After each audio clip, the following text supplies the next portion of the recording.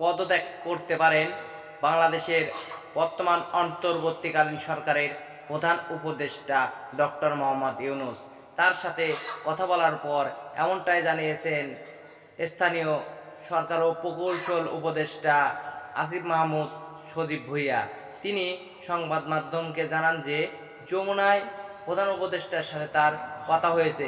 তিনি জানিয়েছেন যে দেশের এরকম উদ্ভব পরিস্থিতি, বিভিন্ন দাবি দাবা নিয়ে বিভিন্ন আন্দোলন এবং যেই পরিস্থিতি সেনাবাহিনীর পক্ষ থেকে অসহযোগিতামূলক কার্যক্রম এবং সেনাপ্রধানের কবে নির্বাচন হবে এই নিয়ে বক্তব্য, সব চাপ নিয়ে তিনি এইভাবে আর দায়িত্ব পালন করবেন না বলে জানিয়েছেন।